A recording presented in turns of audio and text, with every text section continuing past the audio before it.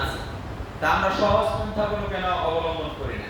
ইসলাম মানুষের উপরে জোর করে বোঝা চাপায় দেয় না, আপনাকে গরু কিনে কোরবানি দিতে হবে, আপনাকে একা একটা গরু কিনে কোরবানি দিতে হবে না। এত কঠিন করে আল্লাহ ইসলাম আপনার আমার উপর চাপায়া দেন না। ইসলামটা হচ্ছে সহজ।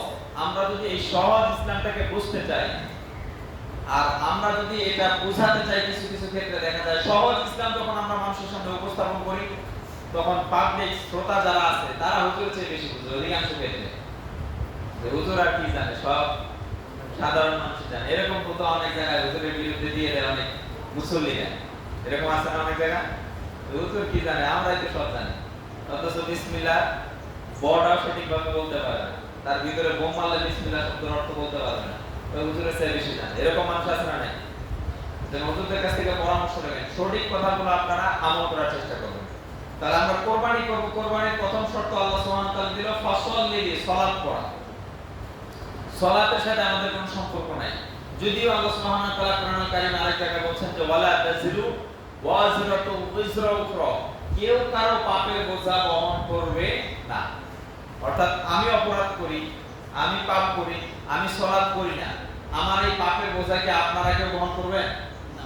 আমারটা আমারই বহন করা লাগবে। আর ফেরেশতারা আমাদেরকে ঘৃণা করবে যে আমরা পাপের বোঝা বহন করব। ফেরেশতারা বলবে আল্লাহ সাআমা ইয়াজিরুন, কত নিকৃষ্ট এই লোক পাপের বোঝা নিয়ে আসে।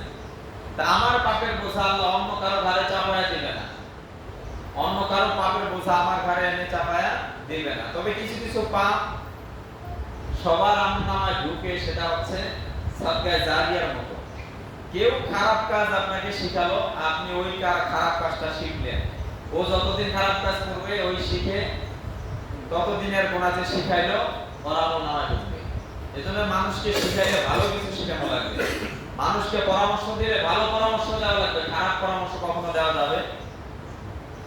মানুষকে শিক্ষা দিলে সুশিক্ষা দেওয়া লাগবে, কুশিক্ষা কখনো দেওয়া যাবে না, কুমন্ত্রণা কখনো দেওয়া যাবে না, সুমন্ত্রণা দিতে হবে যেটাতে মানুষের কল্যাণ হয়। এখন আমরা কোরবানির ক্ষেত্রে প্রথম শব্দ আল্লাহ দিল ফাসাল্লি, সালাত পড়া। এজন্য সালাত পড়ার পূর্বে যদি কেউ কোরবানি করে, ঈদের সালাতের পূর্বে যদি কেউ কোরবানি করে, রাসূলুল্লাহ সাল্লাল্লাহু আলাইহি ওয়াসাল্লাম বলেছেন তাদের কোরবানি হবে না। ঈদের নামাজের আগে অনেকে যদি কোরবানি করে, কিছু কিছু যারা করে, যারা ঈদের নামাজের আগে কোরবানি করে ঈদে যায়, এদের এই কোরবানি কিন্তু কবুল হবে না। কোরবানি হবে না, কবুল তো হবে দূরের কথা, কোরবানি হবে না। এজন্য ঈদের পরে কোরবানি করতে হবে, ঈদের নামাজ পড়ে এসে। এটা রাসূলুল্লাহ সাল্লাল্লাহু আলাইহি ওয়াসাল্লামের সুন্নাহ। এরপরে দিছে ওয়ান হার, আল্লাহ বলেছে ফাসাল্লি, তোমরা রবের উদ্দেশ্যে সালাত পড়ো, ওয়ান হার, এরপরে তোমরা কোরবানি করো। সূরা কাউসারের 2 নম্বর আয়াতে এখানে আগে সালাত পড়ার কথা বলা হয়েছে, পরে কোরবানির কথা। এবার আসেন আল্লাহ সুবহানাহু ওয়া তাআলা কোরবানির বিষয় বলেছেন যে কুল ইন্নাস সালাতি, এখানেও সর্বপ্রথম আল্লাহ সালাতের কথা উল্লেখ করলেন। আল্লাহ মুসা আলাইহিস সালামকে আল্লাহ বললেন যে হে রাসূল আপনি বলেন, কুল আপনি বলেন, ইন্না নিশ্চয় সালাতি, সালাত যারা পড়ে সালাত আমার জন্য পড়ে। আমরা সালাত করি কার জন্য বলেন তো? আল্লাহর সন্তুষ্টির জন্য আমরা সালাত করি, কিন্তু লাভটা বলেন আল্লাহর কি লাভ হয় না আমাদের? সালাত করলে আল্লাহ বলছে তোমাদেরকে আমি জাহান্নাম থেকে বাঁচাবো। কারণ এটাই জিজ্ঞেস করবে আল্লাহ সুবহানাহু ওয়া তাআলা তার ফেরেশতাদেরকে দিয়ে, যেদিন আমাদেরকে জাহান্নামের দিকে নিয়ে যাওয়া হবে সালাত না পড়ার কারণে। ফেরেশতারা তখন বলবে মা সালাকাকুম ফি সাকর, এই জাহান্নামে কেন আজকে তুমি প্রবেশ করছো? তখন আমরা বলবো ক্বালু, আমরা তখন বলবো লাম নাকু মিনাল মুসাল্লি, আমরা নামাজের মুসল্লি ছিলাম না, এইজন্য আমরা আজকে জাহান্নামে এসেছি। তার মানে সালাতের গুরুত্ব কত বেশি দেখেন। এজন্য আল্লাহ সুবহানাহু ওয়া তাআলা প্রথম শব্দ বলেছে, আল্লাহ রাসূল সাল্লাল্লাহু আলাইহি ওয়াসাল্লাম বলেছেন যে কুল ইন্নাস সালাতি, নিশ্চয়ই, কুল আপনি বলে দিন, নিশ্চয়ই সালাত যারা পড়ে আমার জন্য। ইন্নাস সালাতি, সালাত যারা পড়ে কার জন্য? আল্লাহর জন্য। কিন্তু লাভ হয় কার? বান্দা নিজের, যে সালাত পড়ে তার লাভ, কারণ সালাত পড়লে আল্লাহ জাহান্নাম থেকে তাকে বাঁচাবে। এরপরে আল্লাহ সুবহানাহু ওয়া তাআলা বলে ওয়া নুসুকি, তার জীবন। এখানে নুসুকি বলতে কোরবানি বোঝানো হয়েছে। অনুসুকি তার কোরবানি, সালাতের পরে এখানে কোরবানি। সূরা কাউসারে সালাতের পরে কোরবানির কথা বলা হয়েছে, এখানেও ঠিক একই ভাবে আল্লাহ সুবহানাহু ওয়া তাআলা সূরা আনআমে এই সালাতের পরে কোরবানির কথা বলেছেন। এরপরে তৃতীয় নম্বরে আল্লাহ তাআলা বলেছেন যে ওমা ইয়া ওয়া মামাতি, তার জীবন এবং তার মরণ, এই দুইটাই কার জন্য? আল্লাহ। অর্থাৎ সালাত করি আমরা আল্লাহর জন্য, কুরবানি করি আল্লাহর জন্য, আমাদের জীবন উৎসর্গ করি আমরা আল্লাহর জন্য, মরণটাও আমাদের হবে একজনের জন্য, তিনি কে? আল্লাহ। মানে আমাদের জীবনও আল্লাহর জন্য, মরণও আল্লাহর জন্য। আমাদের সালাত আল্লাহর জন্য, কুরবানি আমাদের আল্লাহর জন্য, জীবন আল্লাহর জন্য, মরণও আল্লাহর জন্য। এখানে চারটি কথা আল্লাহ সুবহানাহু ওয়া তাআলা এই আয়াতে বলেছেন যে ইন্না সলাতি ওয়া নুসুকি ওয়া মাহইয়ায়া ওয়া মামাতি লিল্লাহি রাব্বিল আলামিন। আমরা একমাত্র বিশ্ব জগৎ সমূহের রবের সন্তুষ্টির জন্য সালাত করব, সন্তুষ্টির জন্য আমরা কুরবানি করব, তার সন্তুষ্টির জন্য আমরা বেঁচে থাকব, তার সন্তুষ্টির জন্য আমরা আমাদের জীবনকে বিলিয়ে দিব। বলেন সুবহানাল্লাহ। তার মানে আল্লাহ সুবহানাহু ওয়া তাআলা এখানে বললেন সালাত আমার জন্য, কুরবানি আমার জন্য, তোমার জীবন আমার জন্য, মরণ আমার জন্য। আমাদের এই সব কিছু যে আল্লাহর জন্য, এখান থেকে কি আল্লাহ সবকিছু নেবে? কি কি নেবে? যেমন আমরা কুরবানি আল্লাহর জন্য করি, কুরবানির গোশত কি আল্লাহ নেয়? নামাজ আল্লাহর জন্য পড়ি, নামাজের সওয়াব কি আল্লাহ নেয়? জীবন আল্লাহ আমাদেরকে দিয়েছে, আল্লাহর সন্তুষ্টির জন্য আমরা কাটাবো।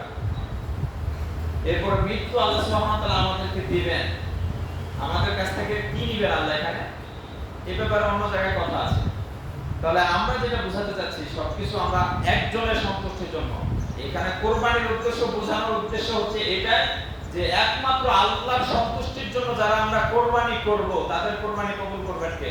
আল্লাহ। যেরকম কুরবানি করেছেন সাইয়েদনা আদম আলাইহিস সালামের সন্তান হাবিলের কুরবানি, যেরকম কুরবানি কবুল করেছেন আল্লাহ রাব্বুল আলামিন ইব্রাহিম আলাইহিস সালামের সন্তান ইসমাঈল আলাইহিস সালাম, ইব্রাহিম আলাইহিস সালামের কুরবানি যেভাবে আল্লাহ কবুল করেছিলেন, ঠিক ওইভাবে আল্লাহ যদি আমাদের কুরবানি কবুল করুক, এটা যদি আমরা চাই, অবশ্যই আমাদের তাকওয়াবান হওয়া লাগবে এবং আল্লাহ সুবহানাহু ওয়া তাআলাকে ভয় করা লাগবে। আল্লাহর সন্তুষ্টির জন্য এই চারটা কাজই আমাদের করা লাগবে। পারবো তো ইনশাআল্লাহ? কারণ আল্লাহর সন্তুষ্টি দেখতে গেলে আগে আমাকে কি করতে হবে? এক নম্বর শর্ত আল্লাহ দিবেন, সালাত। কি করতে হবে? আপনি সালাত করলেন না, আপনি কুরবানি করলেন, কুরবানি নিবে আল্লাহ? নিবে না। কারণ কুরবানির কোনো কিচ্ছু আল্লাহ কিন্তু নেয় না, আল্লাহ মানুষের তাকওয়া নেয়। আপনি সালাত করেন নাই, তার মানে আপনার ভিতরে আল্লাহর ভয় নাই। আপনার ভিতরে কি নাই? যে লোকটা সালাত করেছে তার ভিতরে আল্লাহর ভয় আছে। ও জানে সালাত না পড়লে আমাকে জাহান্নামে যাওয়া লাগবে। সালাত এমন একটা ইবাদত, আল্লাহ রাসূল সাল্লাল্লাহু আলাইহি ওয়াসাল্লাম বলেন কাফের মুসলিমদের মধ্যে পার্থক্য করে দেয় হচ্ছে সালাত। বাইনাল আবদি ওয়াল কুফরি তারকুস সালাত। যে লোকটা সালাত করলো লোকটা মুসলিম, যে লোকটা সালাত করলো না লোকটা কাফের। বলেন নাউযুবিল্লাহ।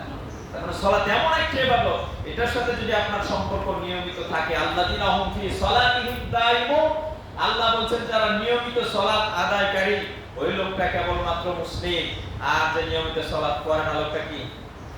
কাফের। রাসূলুল্লাহ সাল্লাল্লাহু আলাইহি ওয়াসাল্লাম এটা বলেছেন যে লোকটা কাফের। আমি বলি না, আমি রাসূলের কথা এখানে প্রচার করলাম। তার মানে সালাত কুরবানির শুরুতে আল্লাহ সুবহানাহু ওয়া তাআলা এখানে দিলেন।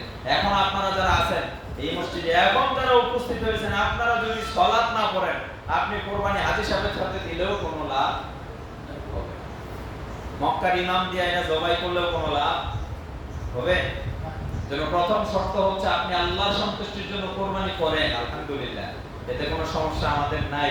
তবে আপনি আগে সালাত পড়েন। আজকে থেকে শুরু করেন যে আমি আর সালাত ছেড়ে দেব না, আমি গ্যারান্টি দিচ্ছি আপনার কুরবানি 100% কবুল হবে, 100% কবুল হবে। আর যদি বলেন যে না হুজুর কি বলে বলুক, কি বলে বলুক, আমি আমার মতো শুনবো, ঈদের দিন নামাজ পড়ে এসে কুরবানি দেব, ওই ঈদের নামাজের সাথে কুরবানির সম্পর্ক না। শুধু ঈদের নামাজের সাথে কুরবানির সম্পর্ক, কারণ এখানে তাকওয়ার সাথে সম্পর্ক। কিসের সাথে? আল্লাহ সুবহানাহু ওয়া তাআলা সূরা হজে বলেছেন লা ইয়ানালুল্লাহা লুহুমুহা ওয়ালা দিমাউহা ওয়ালাকিন ইয়ানালুহু তাকওয়া মিনকুম।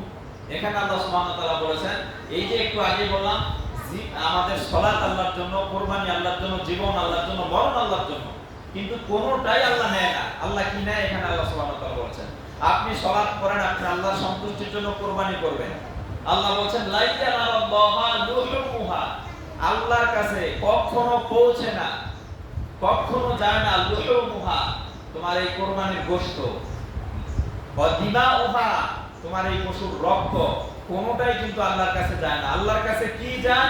আল্লাহ সুবহানাহু ওয়া তাআলা নিজে জানিয়েছেন ওয়ালাকিন ইয়ানালুহু তাকওয়া মিনকুম, কেবলমাত্র তোমাদের হৃদয়ের তাকওয়াটা, ইখলাসটা আল্লাহ সুবহানাহু ওয়া তাআলার কাছে পৌঁছায়। বলেন সুবহানাল্লাহ।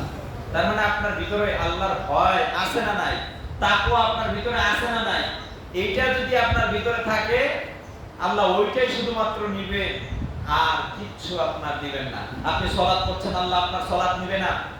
আপনি রোজা রাখছেন, আল্লাহ রোজা নেবে না। আপনি কোরবানি করছেন, কোরবানি গোশত রক্ত কিচ্ছু আল্লাহ নেবে না। আপনি মৃত্যুবরণ করছেন, আপনার লাশটাও আল্লাহ নেবে না। শুধুমাত্র আল্লাহ আপনার তাকওয়াটা নেবে। কি নেবে? তাকওয়া। এইজন্য তাকওয়ার ব্যাপারে কথা বলতে